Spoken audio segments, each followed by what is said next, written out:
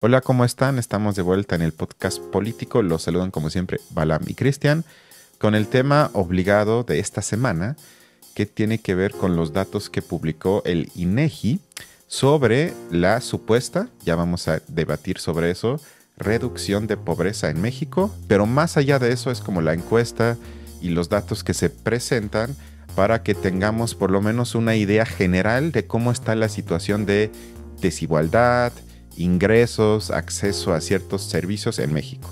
Y con base en eso, le propuse a Balam hace algunos días que me da la impresión de que el festejo de muchos propagandistas del régimen no corresponde a los datos si uno se mete un poco más allá de las gráficas generales que simplemente apuntan a que hay menos pobres y por eso todo está bien. Pero la pregunta que yo siempre hago, bueno, pero ¿cuánto uno tiene que ganar al mes para que ya no cuentes como pobre según el INEGI? La gente que festeja eso tiene idea de cuánto gana la gente que ya no cuenta como pobre. Esas son una de las preguntas que quiero hacer el día de hoy. Y bueno, Balam, ¿cómo estás? ¿Y estás listo para tematizar esto? ¿Qué onda, Cristian? Pues sí, sobre todo creo que es muy necesario ahorita que me parece que es la primera vez que el INEGI está midiendo estos Ujú. datos, porque además desapareció el instituto que estaba dedicado a ello, que Por era el Ceneval. corrupto. Yo creo que para no gastar tanto dinero, pero efectivamente algo así, algo entre las dos cosas.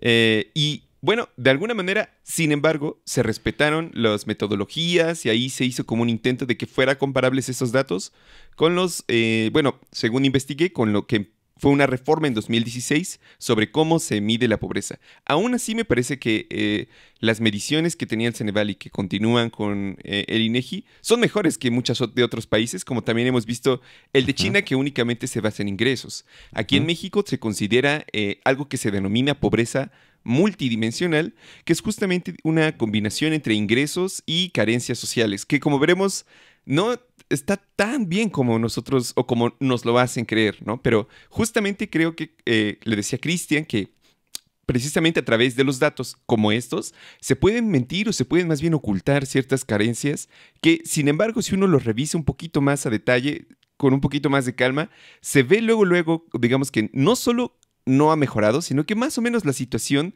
creo yo desde mi punto de vista, es similar a la de hace 10 años. O sea, tenemos que considerar una situación verdaderamente, bueno, más bien que estamos en una situación verdaderamente complicada, pero ahorita la veremos y como decía Cristian, también estaremos sobre todo enfocados en criticar las narrativas que tratan de negar esa situación, que lo tratan ujú, de vender más bien ujú, como si fuera el paraíso, básicamente, como si estuviéramos en Dinamarca quizás.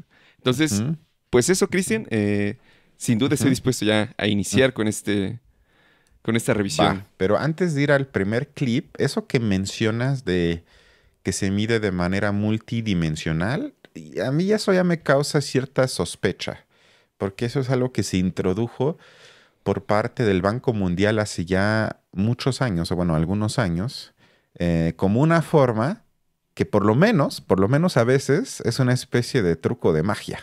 Ok. Que sí, la gente gana muy poco, pero miren, aquí tienen acceso al servicio de salud, por decir algo. Ya nunca se profundiza, bueno, pero ¿cómo es ese acceso? Eso implica que tengan la tarjetita y en teoría pueden ir, pero no los atienden. Es decir, que había dos formas de verlo. O sea, se puede ver como algo que claro que tiene que ver con que no es únicamente el ingreso, pero sí me parece que es el pilar más fuerte y sobre todo en la época neoliberal se trató de deslindar la atención del ingreso para hablar, y lo vamos a escuchar en un clip de la presidenta del índice de la felicidad y no sé qué, para no hablar del ingreso que sí, insisto, en el mundo que nos toca es lo más fuerte. O sea, si uno gana demasiado poco, por más que lo demás mejore en ciertos aspectos, me parece que si estás debajo de un umbral de ingreso, aún así, para mí sería que estás en situación de precariedad extrema. Pero bueno, Sí, antes de hablar de cifras, ok, ok. vamos al primer clip, que yo debo decir que casi no veo la mañanera, veo a veces extractos cuando algo interesante se da según, pero caray, o sea, hace una semana me la aventé y digo, ya con eso uno podría tener una idea de cómo está la situación política en México, de cómo el poder asume a los demás, cómo está el nivel de supuesto periodismo en México. a través del ambiente y el tipo de conversaciones, entre comillas, que hay en ese espacio. Vamos a comenzar con la periodista que se llama Reina, así se llama. No vayan a pensar que aquí estamos de macho, sino ella se llama Reina, que tiene un diálogo interesante con la presidenta. Vamos al primer clip. Porque la movilidad es muy importante, presidenta. Hasta le iba a platicar de mis vacaciones en un paradisíaco lugar de México. En La Paz hay un camión para una colonia. O sea que si la gente no sale en la hora. Estamos ayudándole a La Paz porque vamos a. Tardan una hora, presidenta. Creo que, a ver, pregúntale a Andrés cuántos autobuses pero no era vamos a comprar para. Pero qué bueno que lo. El municipio de La Paz. Sí, desde hace mucho. Y está muy caro, 12 pesos. Bueno, o sea, digo, con excepción de la Ciudad de México. O sea, yo no sabía que ya se maneja de esta forma. Que alguien interviene, no con una pregunta, sino es, pues me gustaría platicarle de que acabo de ir y está muy feo. Y luego la presidenta que no pone atención, sino que la interrumpe luego para desviar la atención a lo que ella quisiese que se hablara en la mañanera. Es decir, ese modo tan trivializado de la relación entre el poder que supuestamente debe de vigilar al poder, es decir, el periodismo como quinto poder que vigila a los demás, totalmente desvirtuado y queda en una conversación casi dominguera. Digo, ¿en qué momento sucedió eso? Y yo lo recuerdo con AMLO de forma diferente, aunque me parece que tuvo que ver más bien que le daba más miedo a la gente interrumpir a AMLO. Y con Sheinbaum ya de plano se convirtió en conversación de café. Pero bueno, ese es el mood de los clips, por lo menos de ese espacio que traje el día de hoy. Yo no sé si quieres comentar algo o vamos al siguiente. Bueno, a mí no me pareció que necesariamente fuera algo trivial lo que preguntara, porque precisamente lo que decía es, caray, o sea, la gente pasa mucho tiempo en el transporte, es muy caro además, y entonces ahí más bien como que Sheinbaum, no, bueno, pero en la Ciudad de México no, ¿eh? Como si fuera la gobernadora de la Ciudad de México y no de todo el país. Eso me parece, digamos, a mí escandaloso, pero...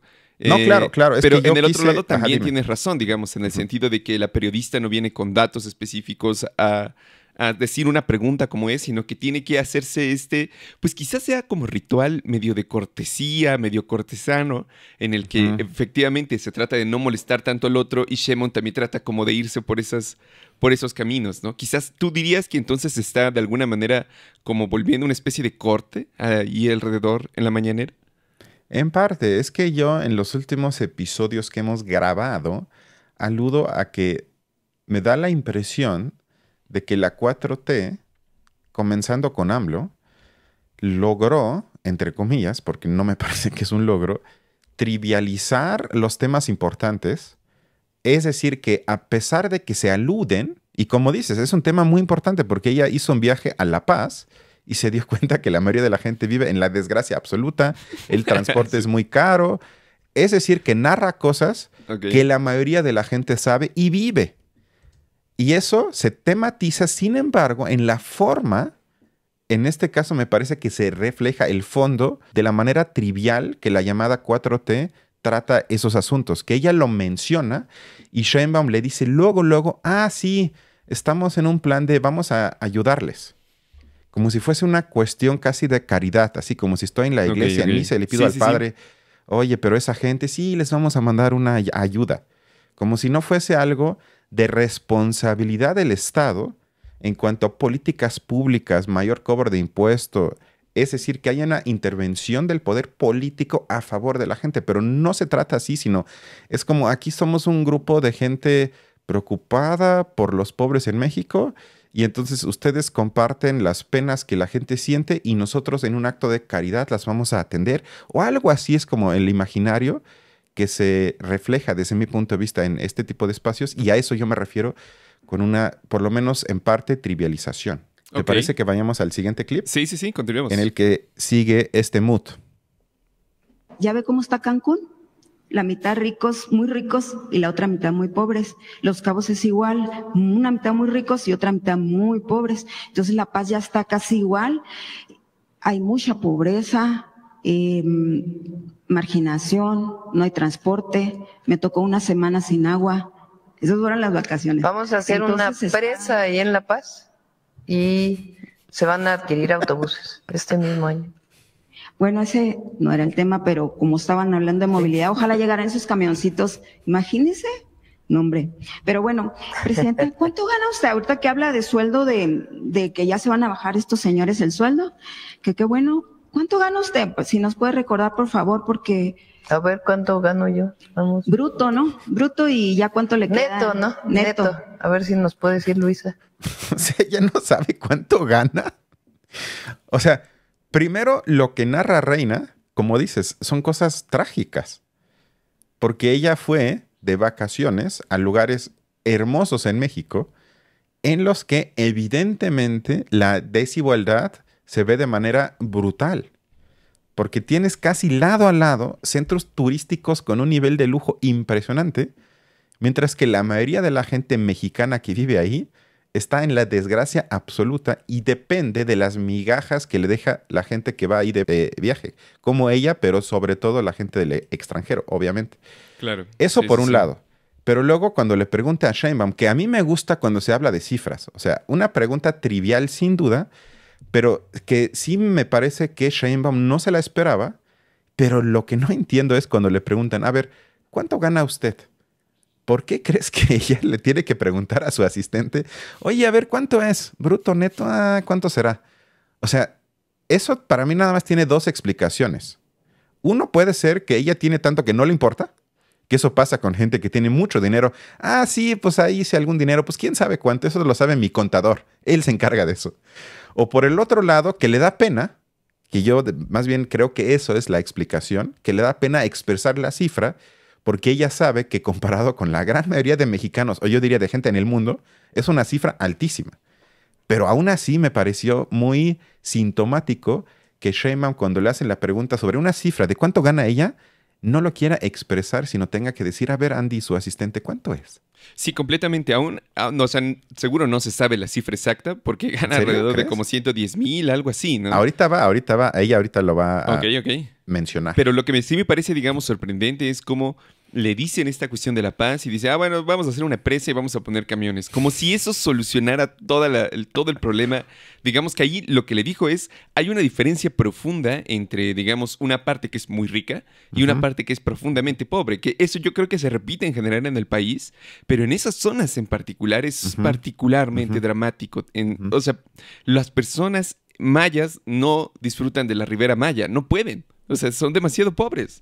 Y esa situación, digamos, no se arregla poniendo una presa o poniendo más camiones. O sea, es como querer tapar el sol con un dedo. No habla en el fondo o no sé, yo creo que más bien comprende, pero no se quiere comprometer a nada. Entonces dice, bueno, ya más o menos ahí hacemos un par de cosillas, como que tapamos el bache, pero obviamente eso está lejísimos de lo que se necesitaría invertir para que esa situación mejore, para que las personas... para que haya menos desigualdad, por lo menos. O sea, que no sea tan terrible, en verdad, el panorama de desigualdad. Que si de por sí en el país es grave, en esas zonas en particular se vuelve mucho peor. O sea, eso es lo que a mí me preocupa muchísimo, que no haya ni siquiera un intento de voluntad de decir, bueno, sí hay problemas, vamos a intentar llevarlos a cabo, servicios sociales, aumentar el salario, etcétera, sino que efectivamente se va por dos cosas que nada tienen que ver y que en el fondo no ayudan en nada en absoluto, ¿no?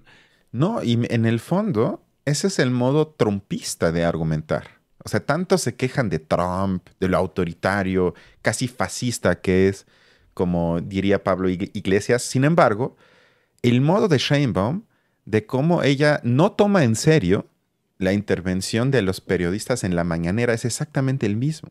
De que yo asumo que ustedes vienen a atacarme, a mentir, a afectar, a desinformar al llamado pueblo que yo encabezo, y todo eso lleva a que ella, en vez de tratar de contestar lo que se le pregunta, está más en una especie de acto performativo en el que tiene respuestas automatizadas para convertirlo en una forma de duelo, algo así de tú dices algo, pero yo te interrumpo, o yo hago un chiste. Es decir, ese modo que, claro, AMLO lo hacía todo el tiempo, pero ella ya también lo asume como propio. Es decir, que no se trata de un ejercicio de informarle a la gente, sino de cambiar la percepción de la gente sobre cómo están las cosas. Y es exactamente eso que hace Trump, que cuando le cuestionan algo, o le llama fake news, o dice eso ya se atendió, o eso es una mentira, eso ya lo hicimos, les mandamos una ayuda, o el problema es del Estado. Es decir, que ya están en un modo de que yo sé cómo están las cosas, el pueblo está conmigo, tú estás en contra del pueblo, y vamos aquí a tener una lucha sobre cómo está la opinión pública sobre ciertos aspectos del país. Pero eso ya no tiene nada que ver con un intercambio entre el periodista que supuestamente tiene que ser crítico al poder y el poder político que tiene la obligación de rendirnos cuentas, por lo menos de cierta forma.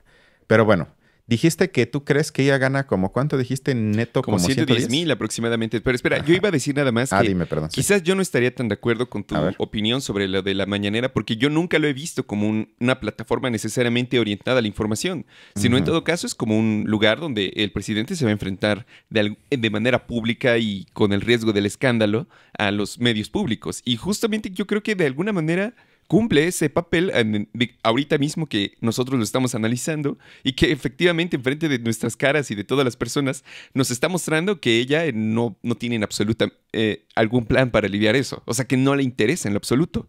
O sea, aun cuando en su mente a lo mejor tenga otra función, como tú dijiste, a lo mejor el convencimiento a nivel nacional de que las cosas están bien y que no pasa nada. Y sin embargo, no se cumple. O sea, en realidad lo que estamos viendo es que la periodista le está preguntando cosas súper sencillas y Sheinbaum no es capaz de responderlas, no quiere responderlas y más bien se va como por otro lado. Y eso me recordó mucho que, digamos, que como en la novela de Tolstoy, cuando menciona, digamos, las características que tienen que tener los jefes militares para poder ser eficaces, no es necesariamente que sean personas que duden mucho o que acepten la crítica, sino como él dice, cito a Tolstoy, Full era uno de los personajes, era uno de esos seres convencidos de su propio valer hasta el grado máximo, como precisamente porque tan solo ellos se encuentran seguros de sí mismos, basándose en ideas abstractas, en la ciencia. No, mala cita, porque ella no se basa en la ciencia. Pero lo que destaca un poco, digamos, Tolstoy es el hecho de que hay un fuerte convencimiento de que lo que uno dice es valioso porque lo dice uno. Y que más o menos cuando lo dices se zanja el asunto. No hay más que decir después de eso. Y ese convencimiento tan grande es el que yo creo que alcanzamos a ver aquí con Sheinbaum. Es decir, la falta de apertura, creo yo, a la crítica y a la duda en particular de esto.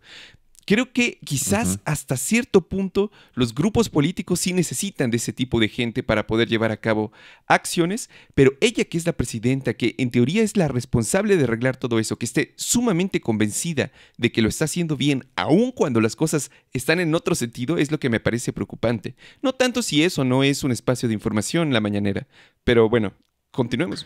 O sea, sí comparto. Sin embargo, yo únicamente me basé en lo que ese espacio dice sobre sí mismo. O sea, ellos dicen, ¿cómo se llama? La hora de rendirle al pueblo o algo así, o de informar al pueblo. Ellos lo dicen. Y a mí me gusta tomar en serio lo que el poder me dice para criticarlo. O sea, ellos así le llaman. Y yo no de antemano digo, bueno, seguramente mienten. En los hechos se ve que claramente es una mentira. Sin embargo, yo nada más estoy tomando en serio lo que a mí me dicen que es. Pero claro, yo comparto todo lo que dices, que no se trata de eso. Pero sí creo que ella está preparada para enfrentar cuestionamientos. De una forma que tú y yo llamaríamos no preparada y nos da hasta un poco de pena ajena, pero para la gente creo que esa forma contestataria, casi infantil, de decir no, mientes, habla de otra cosa. Pero bueno, vamos ahorita a ejemplos de ello, porque traje más clips de la mañanera, pero por fin se va a revelar el secreto. Bueno, ¿cuánto gana la presidenta? O sea que queda como 100 bruto, ¿cuánto sería? Como 100. No, bruto es con los impuestos, con el ISSSTE, con lo que es como, o sea, me descuentan, debe ser como un 40% más. Entonces serían 160, 70. 133,000 pesos. ¿En bruto? Mensuales, neto. Oh. ¿Y bruto? Vamos a ver. 191. 191. Ah, bueno, sí ganan un poquito menos los del Senado, pero hay un trabajo de investigación por ahí que habla de que hay 60 personas que ganan 170 y tantos mil pesos. Por cierto, este ¿brutos? año no aumentamos los salarios de Independientemente Ni de el la... año que entra. De los funcionarios, de los servidores públicos de confianza, sí. Se bajó. No aumentó. Normalmente aumentaba la inflación, incluso con el presidente López Obrador, y nosotros Entonces, ¿cuál sería el promedio de un funcionario federal, por ejemplo? El promedio salarial. sobre 70, yo creo. 70. Y, bueno, depende ahí. sí, de administrativo. Sí, o sea, sí, funcionarios que ganan 15,000 pesos. No, bueno, qué terrible. Y que además no le subiera el salario. Justamente yo ayer estaba hablando con una compañera que precisamente trabaja en el gobierno, y como ella me decía que apenas le van a dar algunos 4 días de vacaciones, después de todo el año de haber trabajado, y después de que ella además, como la mayoría de sus compañeros, no los consideran parte de la plantilla. O sea, ellos no tienen acceso al ISSSTE, no tienen acceso a seguro, nada de eso, porque los contratan por honorarios. Entonces, y aún así tienen que ir, porque los honorarios en teoría tendrían que estar en su casa, pero ellos tienen que cumplir exactamente las mismas funciones que cualquier funcionario que fuera todos los días, además ganando mucho menos, sin ninguna de esas prestaciones, y como acaba de decir Sheinbaum, no les aumentaron el salario este año.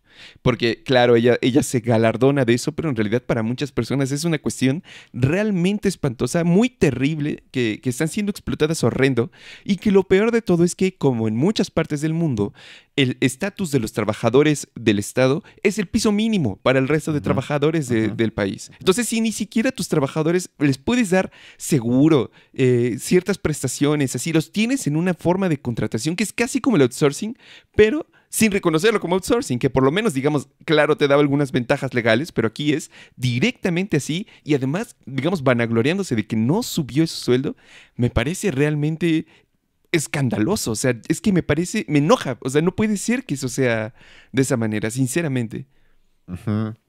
Digo, este clip me gustó porque se habla de cifras. Claro.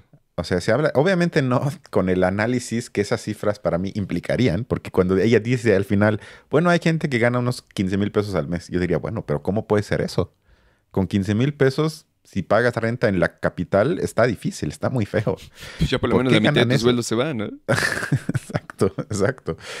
Y además, cómo ella trataba de huir de mencionar la cifra que ella gana al mes. Y cómo le gritan. Y luego la única cifra que ella menciona por su cuenta es neto, porque es menos. Son 133,000, como ella dice. Y a pesar de eso, Reina insiste, bueno, pero bruto, ¿cuánto es? Ah, sí, pues como 190. Y claramente en el reflejo de su cara se ve que ella no quiere hablar de cifras. Porque Claro. a cualquiera que en México trabaje o esté en busca de trabajo diría, bueno, pero 190,000 pesos bruto, ¿en dónde me pagan eso? Los sueldos en promedio, ahorita vamos a entrar a las cifras, son muchísimo más bajo que eso. O sea, esa renuencia de hablar de cifras me parece que es muy característico del gobierno o de la gente en general en México, sobre todo la que más tiene. Hay como una forma inconsciente de que saben que son cifras que a mucha gente podría escandalizar y por eso tratan de huir, pero precisamente por eso creo que hay que insistir en que lo que importa son cifras y no tanto cuántos pobres hay o no, sino yo quiero cifras. Ahora seguimos con la banalización, porque Sheinbaum nos cuenta su historia. ¿Usted vive en la justa medianía, presidenta? Ya hablamos de eso. No, pero usted no nos ha contado su historia. A ver, yo vivo aquí en Palacio ahora. En el DEPA. Departamento, en el mismo departamento donde vivía el presidente López Obrador. Pero previo a ello vivía en un departamento rentado ahí en la colonia Toriello Guerra en Tlalpan. Y previo a ello vivía en una casa donde crecieron mis hijos, en San Andrés Totoltepec, en Tlalpan. Entonces, ¿consideraría que sí vive en la justa medianía? No, bueno, gano mucho más que lo que gana el trabajador medio. El salario medio de un mexicano, mexicana, de acuerdo con el Instituto Mexicano del Seguro Social, es sobre 18,000 pesos, más o menos. Esa cifra me saltó. Dije, ¿salario promedio de 18,000 pesos? Yo tengo otra información. Vamos a hacer una breve pausa con los clips para ya hablar un poco de los datos.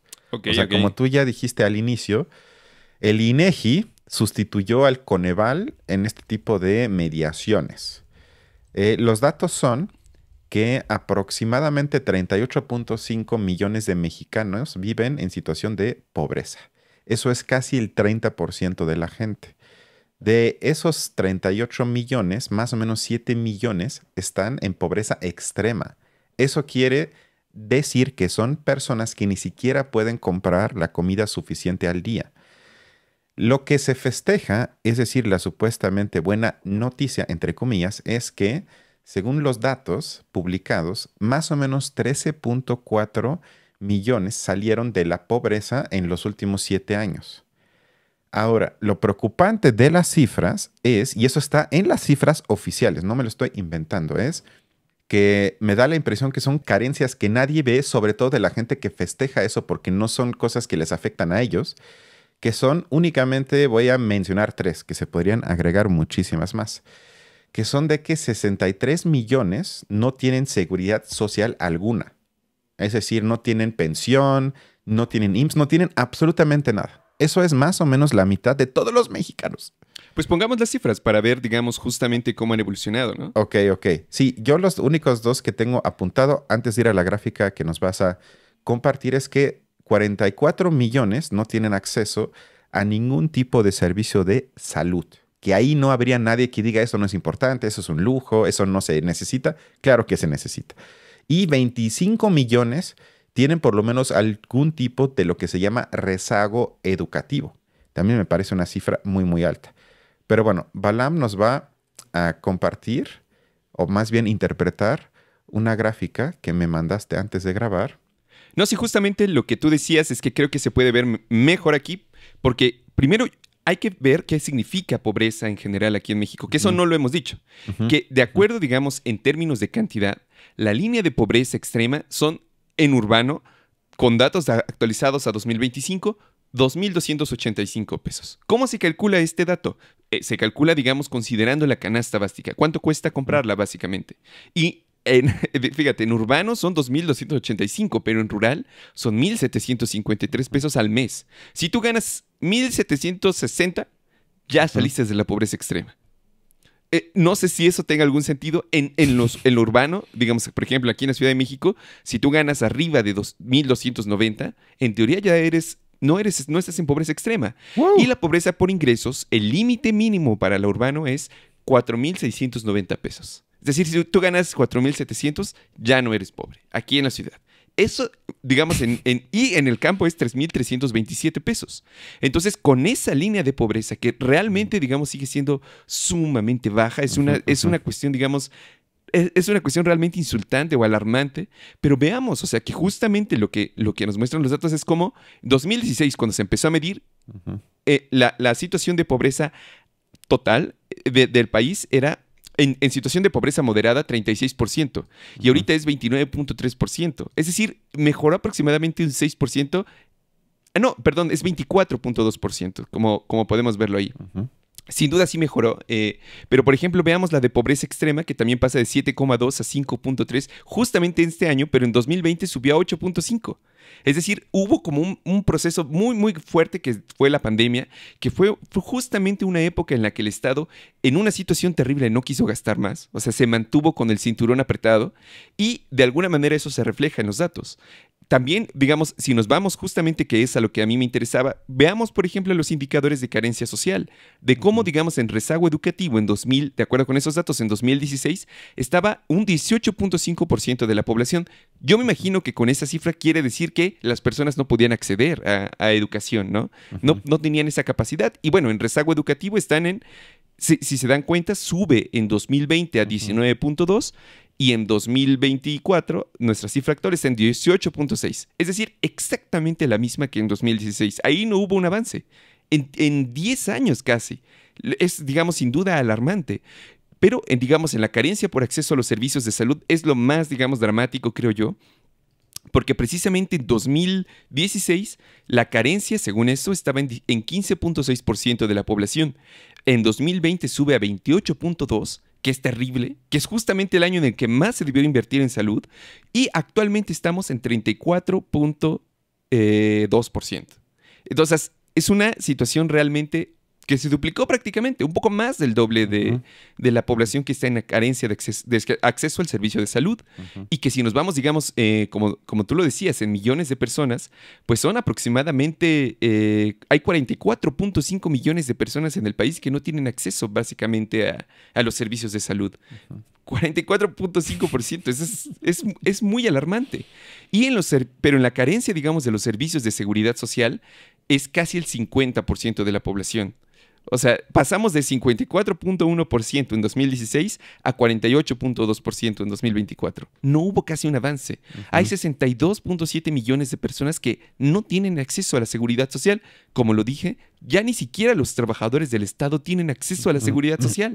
Y sin embargo, lo que me parece tan terrible es que el año pasado, por ejemplo, o este año, creo que más bien a principios, se añadió a los trabajadores de Uber al ISSSTE, o sea, se agregaron a ese esquema, que fueron bastantes millones de trabajadores, y sin embargo el presupuesto del ISSSTE no subió. De hecho, bajó en comparación con el del año pasado. ¿Cómo se le va a asegurar o a garantizar la seguridad social a los trabajadores por aplicaciones si ni siquiera en primero se garantiza para los que ya tienen y luego en segundo se baja el presupuesto? Es decir, unas mismas instalaciones ya gastadas de décadas y décadas de dar servicio y trabajadores sumamente explotados, ahora van a aumentar la cantidad de personas a las que van a dar servicio con cada vez menos recursos. Eso, digamos, es algo que me parece profundamente escandaloso, que no tiene una solución, sino que el hecho de que no se esté actuando está empeorando muchísimo más las cosas y que justamente por medir la pobreza con base en, digamos, en estas cifras tan bajas, o sea, estas líneas tan reducidas, es que de repente pareciera que las personas ya no son pobres y como muestran los datos, aparentemente muchos millones están saliendo de la pobreza, pues en realidad, si nos vamos, digamos, indicador por indicador de carencia social, lo que vemos es que en realidad las cosas están más o menos como estaban hace casi 10 años. O sea, continuemos, digamos, calidad y espacios de la vivienda. Pasamos de 12% de la población a aquí, según esto, es el 7.9%. Y luego, digamos, carencia por acceso a los servicios básicos en vivienda. Hay todavía 18 millones de personas que no tienen acceso a vivienda. Es que es una locura. Y carencia por acceso a la alimentación nutritiva y de calidad. Pasamos de 21.9 a 14% aparentemente, pero eso significa que todavía hay un 18.8 millones de personas para quienes esto simplemente es imposible. Y finalmente, digamos, la del tipo de bienestar económico, que justamente es la cifra dura de la línea de pobreza con base en el ingreso, y que justamente aparentemente es el dato más como revelador, ¿no? Que pasamos de 50.8 a 35.4, pero como ya lo dijimos, eso solamente significa que en general las personas ganan un poquito arriba de 4.690 pesos al mes. Eso es lo que me parece tan terrible y que fue muy bueno, digamos, creo yo, que Reina justamente lo mostrara preguntando acerca del salario. O sea, creo que un poco también para eso son las mañaneras y me parece que estuvo perfecto que lo hiciera. Pero no, la situación, digamos, de los trabajadores en el país hoy en día es dramática. Es uno de los países capitalistas con una de las explotaciones más brutales en el mundo. Realmente es que yo no le encuentro otra explicación. Es lo que nos muestran una vez más estos datos y la indiferencia aparente del gobierno brutal hacia que esas condiciones mejoren. Literalmente se les están cayendo a pedazos el país y yo los veo muy tranquilos. Bueno, van a hacer una presa y poner algunos camiones. Ay, con 130,000 pesos al mes, pues, ¿qué te vas a preocupar, no? Pero bueno, ya fueron muchos datos, Bala. Quiero otra vez el show de la mañanera, por favor, ¿no? Eso de los datos aburridos. Bueno, este paréntesis de los datos fue muy importante porque a menos que la gente que nos ve y escucha me corrija, yo no vi una mesa de discusión en la que se metieran a las cifras. Más allá de los porcentajes, que sin duda son importantes, pero las cifras. Como dijo Balam, a ver, ¿a partir de qué monto al mes ya no cuento como pobre? Y luego la pregunta que sigue, ¿y con eso, en serio, ya no soy pobre? ¿Con eso ya vivo más o menos tranquilo y digno? Pues yo no creo. Por lo tanto, ¿quién dice que a partir de ahí ya no soy pobre? O sea, todo eso se podría cuestionar y por eso tenemos este espacio, pero sigo sin entender por qué en programas que supuestamente se asumen de izquierda eso no se hace. Pero regresemos al show de la mañanera. 60 personas que ganan 170,000 pesos y en la mayoría de los casos son administrativos. Por cierto, hoy iba a salir el resultado de pobreza del INEGI, ¿ya salió? Pero a veces las Las 10 encuestas de no la reflejan muy bien lo que ¿Ya salió ahorita? vive ¿Ya la está gente publicado? en las colonias. Ah, no, pues a las 10. Entonces, aquí la pregunta, Como ni Presidenta, es siquiera le ponen. ¿por qué esa disparidad que ya se la ha hecho muchas veces? Ojalá tenga usted oportunidad de contarnos qué pasa ahí. ¿Por qué un administrativo, un exfuncionario, gana más que un policía, que un enfermero, que un doctor, que un maestro? Tenemos Porque se lo merece. O sea, esa pregunta que hace al final, que claro, quizás es demasiado simple, pero no por eso contiene mucha verdad en ella. De por qué un funcionario tiene que ganar tanto. Que ojo, yo no me opongo a que la gente que trabaja en puestos importantes gane bien. Pero la pregunta que yo también haría, bueno, ¿y por qué un maestro? Para nada más mencionar un grupo, que podríamos mencionar cientos de grupos de gente que creo que ocupa objetivamente un trabajo que socialmente es importante. No es marketing, no son cosas de venta, no es un académico nada más, sino profesores que educan a lo que todo mundo dice que es lo más importante, que son los niños y las niñas.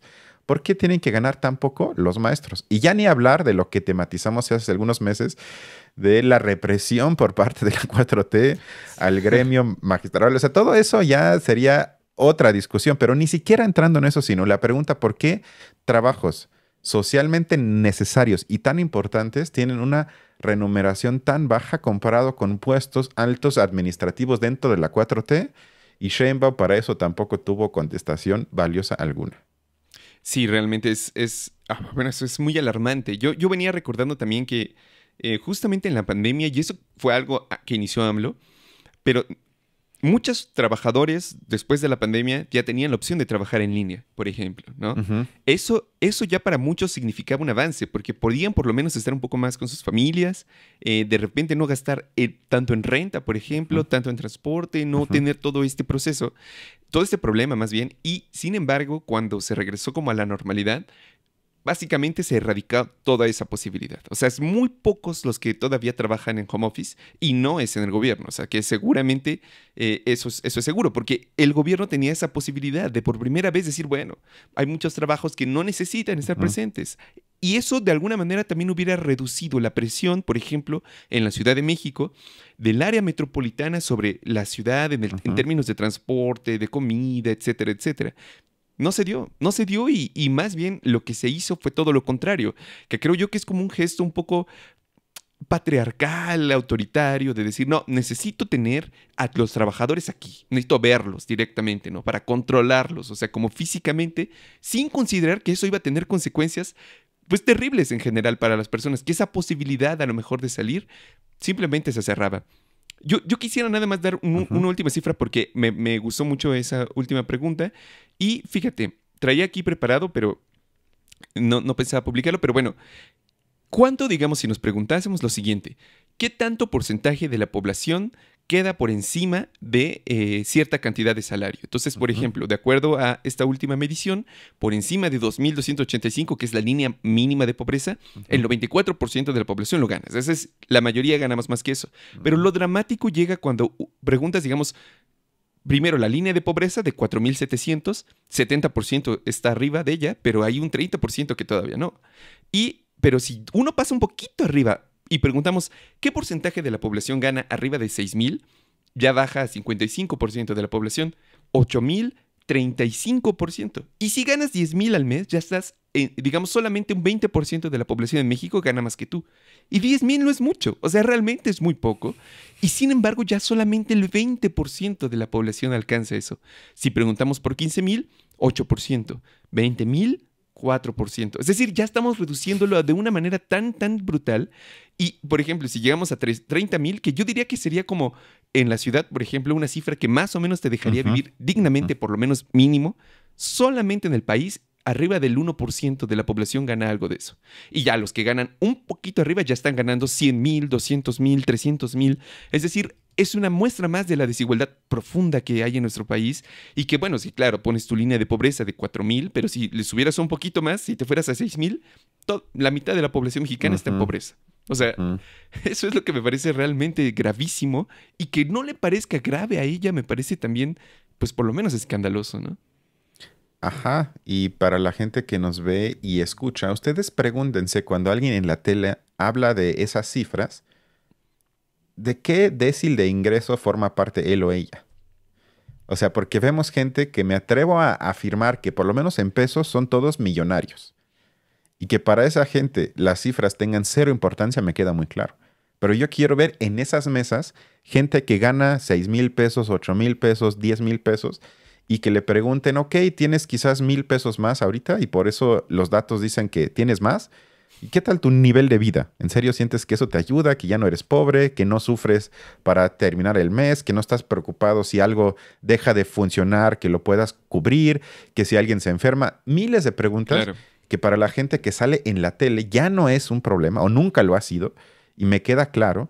Sin embargo, como dices, imagínense nada más que la mayoría de la gente gane eso, ¿cómo los vamos a considerar como ya gente que ya no entra en pobreza? Yo diría hasta extrema, porque me parece una situación extrema que la gente viva con tan bajos ingresos. Vamos al siguiente clip en el que Sheinbaum me parece que deja claro por su actitud de que es seguidora de Pablo Iglesias, una alumna que aprende muy bien. Ok. Equiparar un poco más o hacer un poco más homologado. O sea, Bueno, es este que, año el salario de los maestros lo aumentamos 10%. bueno, aumentarlo ¿Por de qué ellos, no sí. lo comparamos con lo que eran los salarios Bajarlo de los administrativos, en el Presidenta, periodo neoliberal? son ostentosos, cínicos. Yo no sé qué hice, qué pasó. A ver, pero ¿por qué no hablas tú de la hipocresía de la derecha? ¿De quién? De la derecha. ¿De quienes no están en el gobierno? Pero ¿por qué no hablas de eso? Deja de preguntar lo que tú quieres, sino yo quiero hablar de la derecha. ¿Por qué no hablas de eso? Eso es como una jugada estilo Iglesias, ¿no? Así de como de, hay que dar la batalla y él diría, con la tía periodista enojada de extrema derecha, hay que contestarle, no hay que dejar que formule sus preguntas, sino hay que decir, ¿y qué pasa con la derecha? ¿Qué pasa con los yanquis? Ah, bueno, ¿qué es eso? No, realmente. O sea, es muy triste, pero me parece absolutamente sintomático de la situación y de el desdén de Claudia Sheinbaum por reina es para mí inadmisible. Y aquí no cabe de que ella es hombre y por eso lo hace en contra de una mujer, porque es un hombre que toda la vida ha vivido de los privilegios, sino ahí se ve cómo el poder se asume absolutamente impune, incriticable, incuestionable, y eso lleva a este tipo de actos de soberbia, pero que van a tener un precio a mediano plazo. Claro. Ahora vamos al Y además, digamos Ajá. que el hecho de, como tú lo decías, o sea, esto es básicamente la guerra ideológica. O sea, es justamente ignorar los datos por un lado, sino más bien, si desde el principio yo sé que estoy en medio de una batalla contra otro grupo, pues estos datos que no me benefician deberíamos de quitarlos y poner otros que benefician mi narrativa. Precisamente porque, como decía Pablo Iglesias, y qué bueno que lo pusiste así, la batalla cultural es el objetivo de todo esto, ¿no? Entonces, estos datos de pobreza, de economía, no, mejor quítamelos y continuemos en la batalla cultural, ¿no? Exactamente, sí. Sí, claro, claro, perfecto. Sí. El siguiente clip en el que ella aplica el truco de Bill Clinton y de Tony Blair Ok. de los 90s, que, como dije, ya no quieren hablar de cifras y eso, el dinero no es tan importante. Hay cosas más importantes como lo siguiente. Salió un índice hace poco de que México está entre los 10 países donde la gente se siente más feliz de todo el mundo. Pues porque no le queda de otra. Imagínense si se quitan la felicidad. Esa fue una buena Sí, contestación. sí, sí. Pues, ¿qué más queda, no? ¿Qué más nos queda que elegir ser feliz? Sí, eso me dio Qué mucha buena, risa. Qué buena. Sí, eso Qué buena, sí, qué sí, buena. sí, fue una muy buena contestación. Que hasta en el público causó risas, porque cómo no reírse ante eso. O sea, pero ustedes nada más dense cuenta de la desvergüenza que ante las pocas cifras que Reina trajo, que ni siquiera son muchas, pero de las pocas cifras con las que trata de cuestionar al poder político en México, ella al final se va a una encuesta de felicidad que, como dije, eso se comenzó a usar en los 90s, finales de los 90s, porque era la idea, sobre todo de los neoliberales que tanto critican en este país, de que, bueno, hay otras cosas que importan y realmente lo material, no, hay otras cosas, ya pasamos esa etapa. Ese comunismo, la lucha de clases, hay que dejar eso atrás. Hablemos de felicidad, el índice de la felicidad. Cuando además ni siquiera vamos a entrar ahorita a lo bueno, pero ¿qué es esto de la felicidad? ¿Es importante la felicidad? Lo más importante es perseguir la felicidad. Esas serían otras preguntas que se podrían abrir, pero nada más el desdén de nueva cuenta de no hablar de cifras, sino de sentimientos. Si la gente se siente de tal forma, pues todo está perfecto. Bajo esa lógica, y con eso acabo este punto, si se hubiese preguntado a las mujeres hace 80 años, oigan, ¿ustedes están felices en sus casas y con el rol que les toca? La mayoría iba a echar que sí, claro que sí. Está increíble. Está increíble. Yo amo a mi marido, amo a mis hijos, esa mística del hogar me encanta, aquí vivo con una mujer debe de ser, y todo eso que hoy nos parece obsceno, y qué bueno que nos parezca obsceno, en cuanto a encuestas, hubiese salido como algo afirmativo del statu quo, es decir, que esos son siempre encuestas que únicamente reflejan, entre comillas, cierto estado de conciencia de la gente, que como lo hablamos hace una semana, en su mayoría siempre es un estado falso de ella. Porque las condiciones materiales condicionan a la gente que obviamente no se dan cuenta que habría muchas cosas emancipatorias dentro de ellas, sino dicen, bueno, como dijo Reina, pues ¿qué más nos queda? Vamos a ser felices porque Dios así lo quiso. O sea, estoy un poco exagerando, pero sí me parece bestial que ella mencione eso como un argumento para contrarrestar las cifras de Reina y más o menos dar la impresión de que pues, el pueblo está feliz. ¿Qué más podemos hacer? Bueno. Sí, completamente. O sea, yo creo que, por ejemplo, recuerdo que cuando alguna vez fue encuestador, porque yo no tengo esos millones, esos miles de pesos, pero recuerdo que alguna vez que fui encuestador, algo que me llamaba mucho la atención es como, por ejemplo, en ciertas colonias que eran un poco más pobres que uno llegaba, había cierta felicidad en general, o sea, eso era muy cierto. Y entonces preguntabas, bueno, ¿y qué carencias tienen? No, pues está bien, pavimentaron ayer, tenemos luz, de repente quizás que pase un poco más el camión, de repente en algunas casas que haya más agua. Y en cambio, digamos, cuando uno se trasladaba a regiones un poco más, digamos, de ingresos medios, ahí la cantidad, digamos, de cosas que las personas se sentían como de alguna manera insatisfechas era mucho mayor. El camión pasa 6 veces, pero no pasa 7. El agua falla, más o menos hay, pero no suficiente. Las calles están, pero no bien pintadas, etcétera, etcétera, etcétera. Es decir, ahí quizás, digamos, pudiéramos, con base en experiencias similares, sacar la conclusión de que quizás incluso la felicidad, conforme aumenta y hay condiciones, digamos, también terribles, es como lo que tú decías, una forma de defensa del status quo sin capacidad quizás de ponerlo en entredicho. En cambio, si hay más tristeza o insatisfacción con las condiciones de vida, también hay más posibilidades de mejora. Es que ya quizás la vara no está tan baja y es necesario, digamos, seguir subiendo. Ahí más bien lo que intentan a través del indicador de felicidad es observar aparentemente la percepción del individuo, pero lo que no hacen es justamente hacer la conexión de esa percepción con las condiciones sociales de existencia, porque tanto la felicidad como la tristeza son resultado de la interacción entre el individuo y su medio social. O sea, en una muy buena medida es eso. Y por ejemplo, yo diría que una de las grandes hipótesis que surgen del hecho de que haya tanta depresión y suicidios en nuestro tiempo, en el mundo en general, se debe precisamente a la precariedad de muchas personas.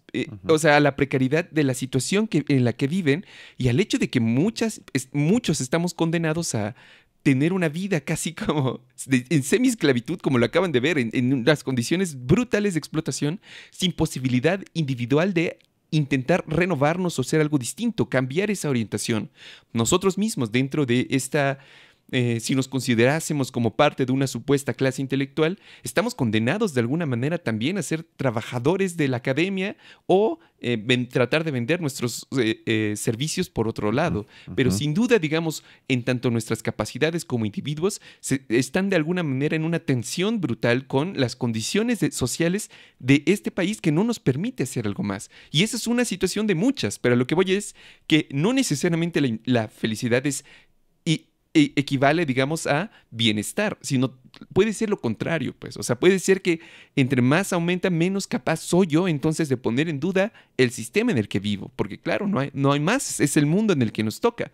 Que ahí, sin duda, regreso, me parece genial la respuesta que le dio Reina. Creo que es ese tipo de respuestas que se tienen que dar, que no necesitan, digamos, como ser elaboraciones tan intensas con los datos, simplemente con lo que ellos mismos te dan y ellos mismos ponen, es posible darle de alguna manera la vuelta a la tortilla, ¿no? Balam, mejor hablemos de Fox. Porque Fox y Calderón. Bueno, vamos al siguiente clip porque, como casi siempre, mi frase, vamos de mal en peor.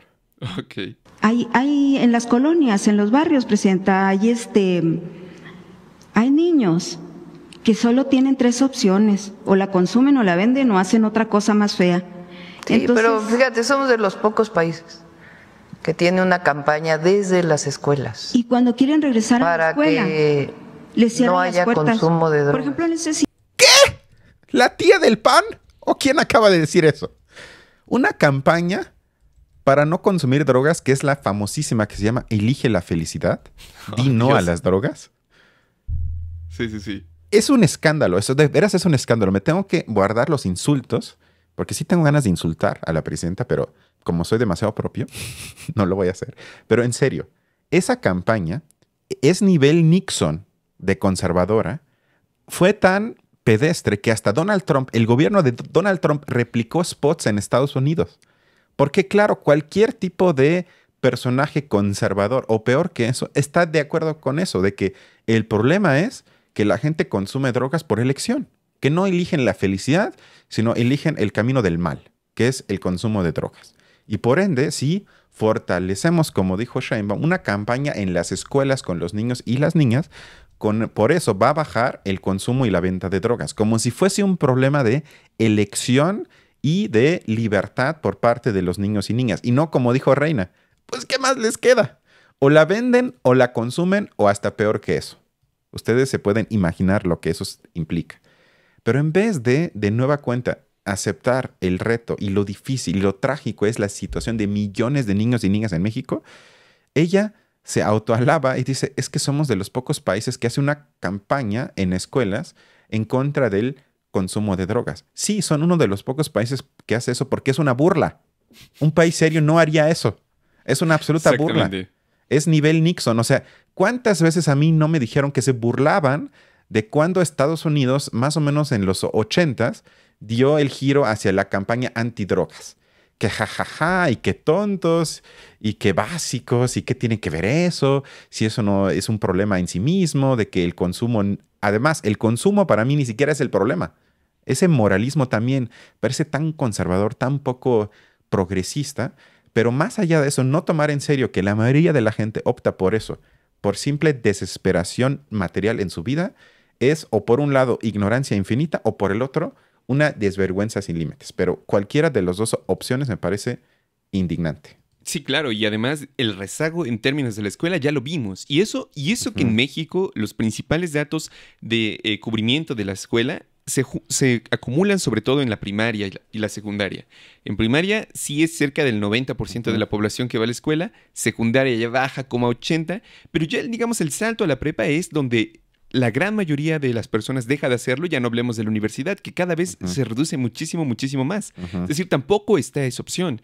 Hace no mucho, bueno, más bien hace ya bastante, diría yo, 2004, 2005, que Roderick Icahn, ¿te acuerdas de este gringo que estudia aquí las élites, básicamente? Lo que decía es, bueno, aquí en México solamente hay 4 opciones, 2 legales y 2 ilegales para subir en la escala social. La legal es que estudies en una universidad que es UNAM, Politécnico o algo similar. La segunda opción, digamos, es que te metas al ejército. La tercera opción es que te vuelvas narco o la cuarta es que te vayas a Estados Unidos. O sea, creo que en esas, digamos, 4 opciones vemos la tragedia de México y casi que pudiéramos catalogar a toda la población en alguna de esas escalas. Es que realmente no hay muchas más opciones y lo que a mí me sorprende es que no haya cambiado tanto el panorama respecto de la época de Icahn, que ya tiene 2 décadas que salió ese estudio. Entonces, a mí me parece que sí ahí hay una...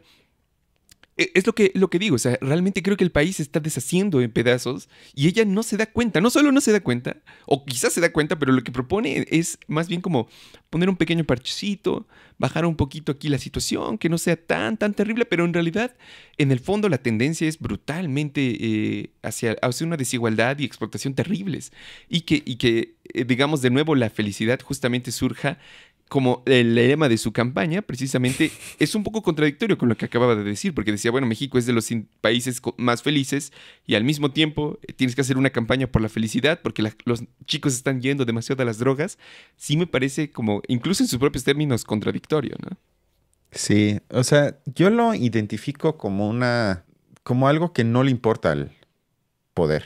O sea, como diría Pablo Iglesias, que aquí eso no importa, sino es el poder para defenderse de los enemigos que supuestamente amenazan ese poder que yo ya tengo. O sea, es nada más perpetuarme, defender mi posición, influir en la percepción en los medios de cómo la gente percibe los asuntos que pasan y, como él diría, dominar la narrativa sobre los asuntos. Lo demás me parece que no les importa. O sea, no les importa porque se asumen como los moralmente buenos.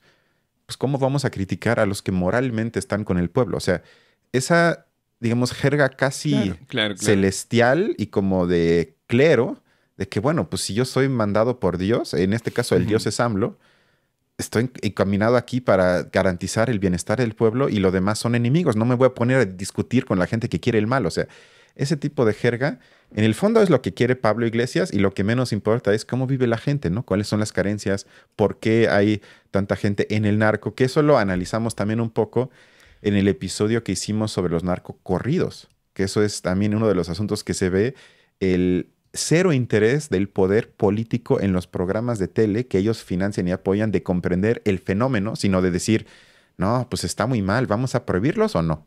Y no entender el fenómeno. Bueno, pero ¿por qué surge la fascinación por eso? ¿Es porque la gente es tonta? No creo, sino, bueno, si les interesa, ahí dedicamos más de 1 hora a la comprensión de eso. Ahora vamos a la segunda mesa, que son 2 o 3 clips máximo, en el que Hernán Gómez, más allá de personalizarlo, es el síntoma. Es el síntoma de muchos hombres y mujeres del régimen que vi que están de fiesta, pero que el momento que van a ver en unos instantes fue el más sintomático que todos, que podría ser para mí el clip del año. Y vamos a ver si compartes eso, Bala.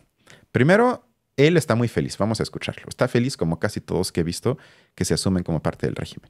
Yo sigo muy, muy entusiasmado, la verdad. Dale. Y creo que tú también y todos deberíamos estarlo. Sí, emocionado. Con las cifras que se revelaron la semana pasada de la encuesta nacional de ingreso y gasto de los hogares. Porque mira...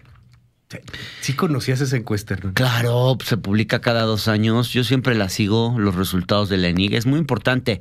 A partir de la ENIG es que se calcula la pobreza. El comportamiento de la pobreza, que se va a dar a conocer la semana que viene. Y todos los odiadores de la 4T se van a ir Te hablan. espaldas porque no van a poder creer lo que está pasando aquí. O sea, ya podemos hablar prácticamente de que en el sexenio de López Obrador, ese que tanto critican, hubo casi 10 millones menos de pobres. Bueno, ya vimos, está de fiesta. En la mayoría de las mesas que yo vi, así está la gente. Qué impresionante, que con eso estamos ante el mejor gobierno del mundo mundial, etcétera, etcétera. Ya dimos algunas cifras, pero ahora viene el momento del año. A ver. Vean la cara de Hernán Gómez. Y es muy triste que Luis Cárdenas, que es un comentarista nefasto, clasista, racista, pero es muy triste que él puso en aprietos a Hernán Gómez y de manera, me parece, metafórica, o quizás ni siquiera tanto, a toda la jerga intelectual de la 4T. Vamos al clip. Es que lo que está mostrando esta encuesta nacional de ingreso y gasto en los hogares es reducciones importantísimas en los niveles de pobreza y una reducción bastante relevante en términos de desigualdad. De entre 4 y 5 puntos porcentuales la desigualdad, que tampoco habíamos visto. Vámonos a otro reducciones tema, de ese tipo tenemos en México. varios, porque si no nos vamos a clavar en uno. Pero adelante. A ver, nada más cierro con esta pregunta. ¿Qué es en lana no ser pobre en México? ¡Ah, caray! Es una pregunta que tú y yo ya contestamos el día de hoy. ¿A partir de qué monto ya no soy pobre? ¿En qué monto sí se considera que soy pobre? Pobreza moderada versus pobreza extrema, todo eso. Ya dimos cifras. Están ahí. Pero vamos a ver qué contesta Hernán Gómez. Es que ¿dónde ya no entras a la estadística de lana? Para el INEGI. Pues donde se fija la línea de pobreza. ¿Cuánto es? No recuerdo, pero hay una línea que se fija. 2,900 pesos al mes. Ajá. Si usted gana 3,000 pesos al mes, felicidades, ya no es pobre. Bueno, pues... No, es que es justo eso. No le importa. ¿Vieron la cara de Hernán Gómez? Para la gente que nada más escucha el podcast, véanlo, vean el clip. La cara de sorpresa, hasta pena le dio porque se dio cuenta que no sabe contestar. Por eso hubo un silencio como de 5 sentidos incómodo, que yo le corté una parte porque fue más largo, que él se da cuenta que no tiene ni idea, que no se hizo la pregunta, pero ¿cuánto es en dinero la línea de pobreza que yo festejo que ya es menos? O sea, él ni siquiera tiene la delicadeza, o yo diría la ética intelectual de decir algo que yo voy a festejar en los medios. Con la influencia que yo tengo, lo voy a revisar en datos y cifras para saber primero qué estoy festejando y por el otro lado, si me preguntan, voy a saber de qué estoy hablando. No le importa. Como a todos los intelectuales del régimen, no les importa eso. No les importa cómo vive la gente y cuánto es. Y que Luis Cárdenas le tengan que mencionar la cifra y que él diga, bueno, y antes de que digas algo, vamos a concluir esto con la contestación que tuvo algunos segundos para inventarse algo. Escuchen. Bueno, tienes que establecer una medida. Para todo tienes que establecer una medida. Y esas medidas pues tienen un cierto grado de arbitrariedad. Sí, y habrá quien ganando menos de 2,900 pesos se sienta que no es pobre. Y habrá quien ganando más de esa cifra sienta que es pobre. Pero no y habrá ladies de Polanco que sientan que son pobres porque no les alcanza para ir a Nueva York. O sea, ahora importa el sentimiento. No se supone que hablabas de cifras y que las cifras son lo más importante. Y como no sabía qué contestar, dijo, no, pero es que habrá gente que se sienta que no es pobre aunque gane menos que eso. Y habrá gente que se sienta pobre aunque gane más que eso. Propongo, mejor hagamos una encuesta sobre los sentimientos de la gente. A ver, ¿tú te sientes pobre o no te sientes pobre? Y lo más triste es que sobre eso también hay datos que la gente tiende a ubicarse más alto que más bajo. O sea, tiende a verse casi siempre, el fenómeno es que los de clase baja se ven de clase media. Sí, eso es algo muy común, que hay muy poca gente que asume, sí, yo soy pobre, yo vivo en situación de pobreza, sino la mayoría de la gente por sus sentimientos se ubica un poco más alto en la escala. Por eso se tiene que hablar de datos y no de sentimientos. Pero bueno, eso para mí fue el momento del año porque quedó desnudo Hernán Gómez y de manera representativa toda la fauna de la 4T que festeja eso sin que le importen las cifras. Sí, efectivamente, o sea, no les interesa en absoluto ver efectivamente cómo está pasando, sino que la propia noticia es suficiente. Y claro, lo que dice él, para él fue suficiente ver el titular, no leer, digamos, la nota ni nada, simplemente ver el titular, que, bueno, ya pasamos. Entonces, es imposible negar ese avance, ¿no? Y claro, con una sola pregunta se desarma eso. Sin ser de izquierda, eso me parece genial. Yo, a lo mejor nada más me gustaría como agregar algunas cosas que creo que son importantes también para no quedarnos con la idea de que la ENIG está midiendo absolutamente todo. O sea, lo primero, por ejemplo, es la idea de que en realidad los hogares de mayor ingreso, es decir, Salinas Pliego, no le va a abrir a los del INEGI, no les contesta. O sea, una muy buena parte de ese 1% de la población mexicana que gana de una manera brutal, no contesta la encuesta. Entonces no está dentro, no se considera y por ende sale como aparentemente menos desigual de lo que en realidad es. Simplemente se puede calcular por otros medios, por ejemplo fiscales, pero la ENIG no considera los ingresos fiscales, no considera la propiedad de tierra, no considera las herencias, es decir, no considera el patrimonio en general, lo cual también de alguna manera sobredimensiona la importancia del ingreso o del consumo corriente. Y se invisibiliza como, digamos, ha sido un proceso de concentración de hace por lo menos unos 40 años, de que una cierta clase social ha ido cada vez acumulando más y más y más. Entonces, eso, por ejemplo, simplemente no se considera. Ya dijimos lo de las líneas más austeras. Quería comparar, por ejemplo, cómo en Francia el estándar de riesgo de pobreza no se fija en una cantidad así, sino que se fija, primero calculan cuánto gana todo el, digamos, país, sacan una media del ingreso y dicen, bueno, a partir de esta media, ser pobre, digamos, es, o más bien, ser pobre es si ganas menos del 50% de esa mitad de ingreso. Es decir, si tú estás por debajo de eso, ya eres pobre. Pero eso da, digamos, un umbral mucho más alto y que se liga además a la participación social, a la producción de riqueza y no solamente a la subsistencia fisiológica, que es básicamente lo que está aquí, ¿no? Y finalmente, digamos, Yo creo que también hace falta, en términos, digamos, de la educación, solamente se mide por años de escolaridad, sin de nuevo mostrarnos un poco más de la calidad, de la competencia, de lo que decíamos hace rato, de que muchos de ellos no logran seguir avanzando a partir de cierto punto.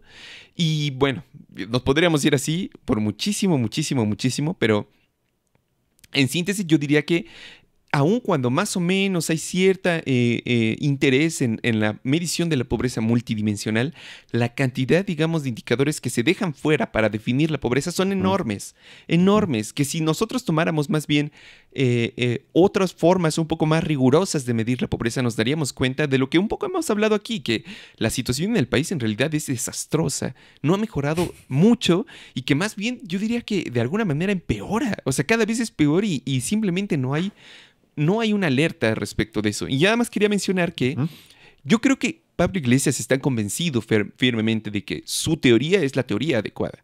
Yo no estoy tan seguro de que él tenga conciencia de todas las consideraciones y consecuencias que esa teoría de la batalla cultural aplica.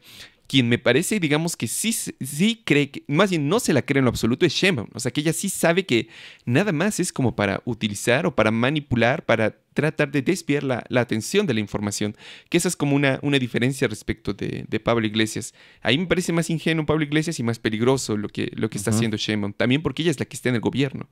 Y que se ponga luego, digamos, así como al nivel de decir, bueno, pero no has visto a la derecha que no está en el gobierno, que no tiene la responsabilidad de lo que está pasando, que no es la responsable de todas esas personas que no logran tener una educación, no logran tener acceso a la salud, ¿no?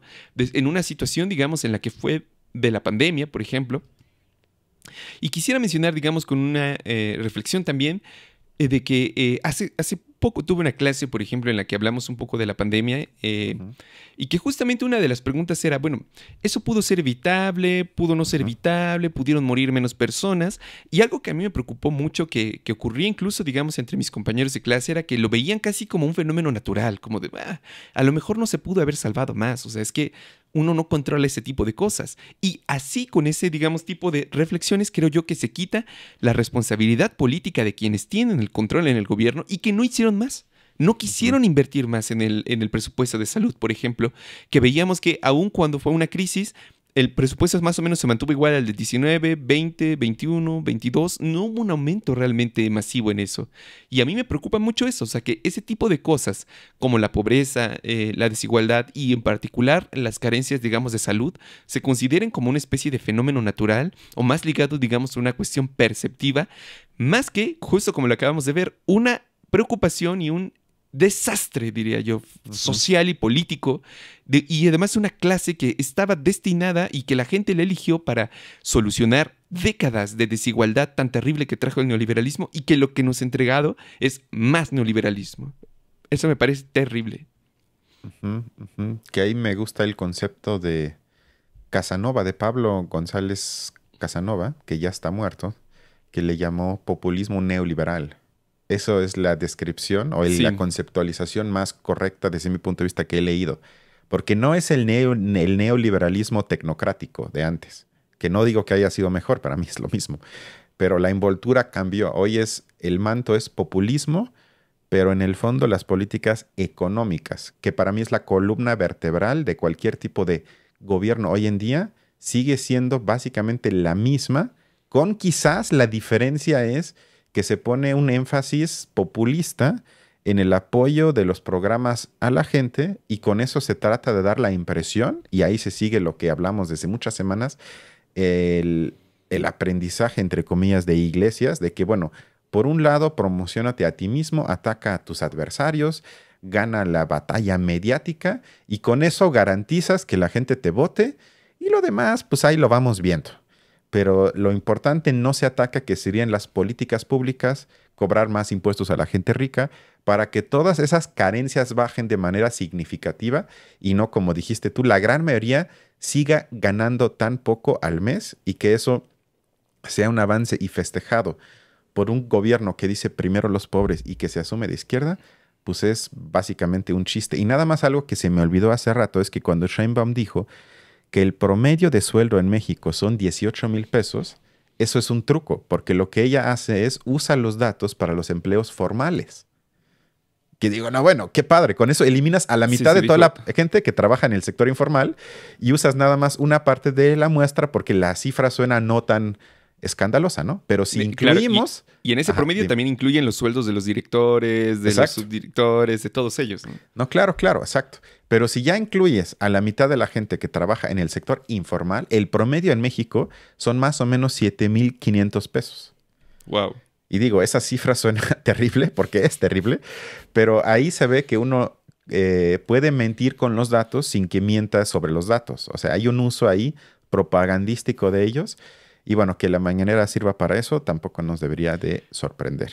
Sí, No yo sé la si verdad tengas es algo que... más. Yo la verdad es nada más quería decir que estos últimos días lo he estado pensando y digo, caray, me están empezando a hacer extrañar a los tecnócratas porque, por ejemplo, estaba viendo cómo, claro, lo acabas de decir, más o menos todo sigue igual, no cambió realmente el presupuesto, Ujú. cambiaron algunas cosillas, se volvieron más neoliberales, diría yo, pero por ejemplo, incluso esos institutos neoliberales tecnócratas como el INAI, que por lo menos, digamos, yo no digo que hiciera el gran cambio, pero por lo menos servía para cierto, digamos, tipo de información que era necesario, pues ya desapareció. O sea, y es uno de los grandes, digamos, yo creo que retrocesos, porque ahora me parece que el 99% de las consultas no se responden. Ya no se da información de parte del gobierno. Se descartan simplemente como no se presentó bien, tuviste una coma en este lugar, entonces ya no vale tu pregunta. Ujú. Entonces, por lo menos digo, con los tecnócratas había eso, pero lo que vemos es como una versión más autoritaria del neoliberalismo. O sea, que eso, Ujú. en eso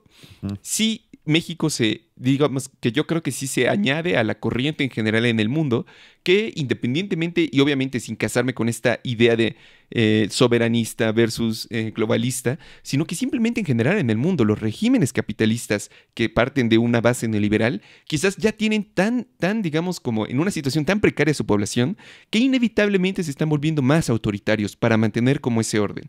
Creo que de alguna manera fue también las reflexiones que muchos hicieron del fascismo de nuevo en el siglo pasado, que era precisamente un momento, digamos, cuando el capital ya no podía tener este control de la población, ya no se respondía, entonces se pasa al siguiente nivel de autoritarismo, ¿no? Y me parece que es terrible que además sea de la mano de un gobierno que se dice de izquierda, ¿no? Que en teoría tendría que estar en contra de eso por principio. Pero bueno, ya lo hemos visto en este canal varias veces. Ujú. Sí, con esa lógica, en jerga psicoanalítica se podría decir que la 4T es el objeto de fetiche o de fobia que evita que haya un cambio o que la gente, digamos, exprese de manera directa su malestar, sino se concentra todo ahí, lo embisten sentimentalmente y entonces es el objeto de fetiche que la gente se obsesiona con él, con las ideas, con la mañanera, con el fraseo, y con eso entonces le permiten al poder que diga, bueno, pero los mexicanos somos entre los 10 países más felices del mundo. ¿Cuál es el problema? Vamos por buen camino, porque es más un objeto de fetichización que algo que si va uno al análisis de las cifras corresponde a lo que pasa realmente. Pero bueno, a menos que tengas algo más, sería nuestro intento de meterse por lo menos un poco a las cifras, que habría ahí un mundo de explorar, que hay uno que otro que sí lo hace, pero en la mayoría de las mesas que lo criticaron o festejaron se hace un abordaje muy superficial de esto con porcentajes sin cifras, pero insisto, me parece que es en gran parte porque la gente de esas mesas no se encuentra afectada por nada de lo que viene ahí, pero la mayoría de mexicanos sí, por eso nos fue importante poner hoy énfasis sobre estas cifras. Efectivamente, pues bueno, Pues gracias, creo que sería... Balam. Cuídense mucho y nos vemos pronto de nuevo. Hasta luego.